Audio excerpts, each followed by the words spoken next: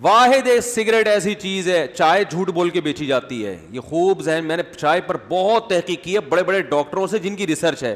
یاد رکھو ہر ڈاکٹر کی ہر چیز میں ریسرچ نہیں ہوتی. بعض دفعہ ڈاکٹر بھی جان چھڑا رہے ہوتے ہیں, ان سے پوچھو نا یہ چیزیں, کہہ رہے ہیں یار میں نے تو, مجھے نہیں پتا اس میں. جو اچھا ڈاکٹر ہوگا وہ کہے گا میری ریسرچ نہیں ہے. لیکن جنہوں نے باقاعدہ پراپر ریسرچ کی ہے نا, تو چائے صحت کے لیے فائدہ مند بالکل بھی نہیں ہے, بالکل بھی. اس میں کہتے ہیں دماغ تیز ہوتا ہے, بکواس ہے بالکل, کوئی دماغ تیز نہیں ہوتا اس سے. اور کینسر ختم ہوتا ہے, کینسر کے خلاف سب فضول قسم کی, اس کو بکواس کا لفظ بھی اس کے لیے ہلکا ہے. بس سٹا ہے, مزہ کاکڑ دنا ہو جاتا ہے پی کے, ویسے زیادہ کچھ نہیں ہوتا. حقیقت ہے, ٹھیک ہے نا, بس یہ ہوتا ہے. اور یہ وقتی ہوتا ہے, یہ بھی کوئی یہ نہیں کہ اندر سے باڈی کو ایک طاقت مل رہی ہے آپ کے, انرجی مل رہی ہے. تو بس وہ ہے کہ جیسے سٹا لگاؤ تو سٹا ہوتا ہے, آپ کو پتہ ہے. چرس پیو ایک دم فٹ فاٹ ہو جائے گا. اب چرس کے فضائل بیان کرنا شروع کر دیں تو غلط ہے. نشہ ہے نشہ, ہاں یہ بہت ہلکا نشہ ہے, یہ کہہ سکتے ہیں آپ. چرس, ہیروئن تو بہت ہی خطرناک چیز ہے, ہیروئن تو بہت ہی زیادہ, چرس اس سے کم. چائے بہت معمولی سا نشہ ہے, لیکن ہے بہرحال نشہ ہی ہے. یہ کوئی اچھی چیز نہیں ہے. میں بھی پیتا ہوں, چھوڑ دی تھی 1 سال, پھر لوگوں نے پلا کے جہاں جا رہے ہیں چائے, ابے بھائی منع کرو تو لسی اٹھا کے لے آتے ہیں. اب لسی کون پیے گا اللہ کے بندو. تو مجبوراً پھر وہ ہے کہ چلو وہ ہلکی چیز ہے. تو ہم نے جو چائے دوبارہ ارادہ ہے انشاءاللہ دوبارہ چھوڑوں گا میں اس کو, پینے کی چیز نہیں ہے. اور پھر اب یہ اس کا حل سوچنا چاہیے نا. اصل میں جب تک کسی چیز کا حل نہیں سوچو کہ اس کے نقصانات کیا ہوں گے تو اس کی تلافی, تو پھر وہ بات بنتی نہیں ہے. میں نے گڑبڑ یہ کی کہ میں نے ایک دم چھوڑ دی. 40 سال تک چائے پی ہے ہم نے, بچپن سے, پیدا ہوتے ہی پینا شروع کر دی تھی. مائیں تو بچپن دودھ جیسے ہی چھڑاتی ہیں بچے کو فوراً چائے پہ لے آتی ہیں نا, سب گھروں میں ہو رہا ہے. اب سوچو 40 سال ایک آدمی نے چائے پیو, دن میں 3 4 کپ ایک دم چھوڑ دینا بڑا مشکل, لیکن ہم نے چھوڑ دی تھی. اور کئی دن تک دماغ کی سیٹنگ آؤٹ رہی ہے. لیکن 1 سال چھوڑ کے پھر وہ 10 دن میں کیفین کا نشہ ختم ہو جاتا ہے, لیکن ایک یادیں وابستہ رہتی ہیں.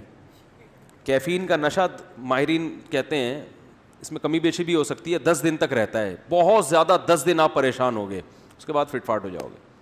لیکن وہ رہے گا, ایک ٹھڑک رہے گی. کسی کو چائے پیتا ہوا دیکھ کے دل چاہے گا لے لوں, یہ ٹھڑک باقی رہتی ہے. 3 4 مہینے میں یہ ٹھڑک بھی کیا ہو جاتی ہے, ختم. اور 1 سال میں تو بالکل ختم ہو گئی تھی, بڑا مجاہدہ کیا. لیکن وہی ہے, یہ میں آپ کو جلدی بتا دوں تاکہ جو چھوڑنا چاہتے ہیں نا تو وہ اس پر عمل کریں, یہ چھوڑیں, اس کا نقصان ہے آپ کو. میں نے چائے جب چھوڑی تھی تو مجھے سب سے بڑا فائدہ ہوا تھا, مزاج میں ٹھنڈک پیدا ہو گئی. جو تھوڑا بہت جذباتی پن تھا وہ کیا ہو گیا. ابھی تو ٹھنڈے مزاج کی ضرورت ہے, اور جس کے 3 4 گھر ہوں اس کو تو بہت ٹھنڈے رہنے کی ضرورت ہے نا. وہ تو ورنہ وہ ادھر جائے گا, ادھر پھڈا, ادھر جائے گا, ادھر پاگل ہو جائے گا. تو چائے چھوڑنے کا سب سے بڑا فائدہ یہ ہوا تھا کہ دماغ کو سکون ملا ہے, کیونکہ نشہ ہے نا, نشے سے وقتی فائدہ ہوتا ہے, ورنہ انسان ڈپریشن میں جاتا ہے. تو بہت دماغ میں ایک, یعنی بہت سی باتوں پہ پہلے غصہ آتا تھا, وہ غصہ آنا ختم. اب ٹھنڈے دماغ سے آدمی فیصلہ کرتا ہے, میدا صحیح ہو جاتا ہے. چائے پیٹ کا بیڑا غرق کرتی ہے,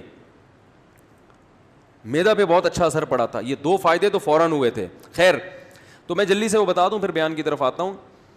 اب یہ ہوتا یہ ہے کہ ہمارے ہاں جب بھی کوئی ملنے آ رہا ہے, کسی سے ملنے جاؤ تو وہ کیا پیش کرے گا, چائے. اب میں نہیں پیتا تھا, میں نے کہا نہیں پینا, تو اس کو ایک الگ ٹینشن کہ اب ان کے لیے کیا بناؤ.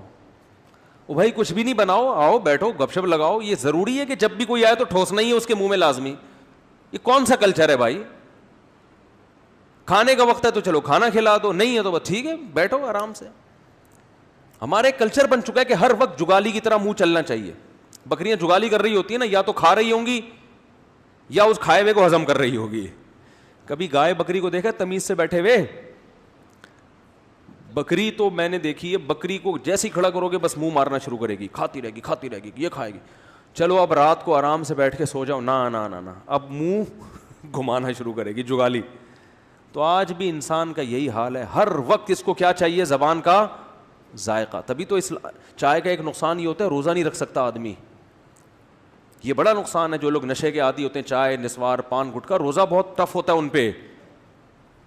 روزہ رکھنا بڑا مشکل ہوتا ہے, کیونکہ ان کو پھر وہ مخصوص ٹائم پہ چائے چاہیے, نہیں چاہیے تو روزہ کھلتا ہے. تو چائے چھوڑنے کا بڑا فائدہ یہ ہوا تھا مجھے کہ روزے دھڑا دھڑ بڑے آسان ہو گئے تھے. سمجھ رہے ہیں؟ اب دیکھو جو نسوار کا نشہ چائے سے بھی زیادہ سخت ہے, ان کے لیے رمضان کا روزہ بڑا ٹف ہوتا ہے.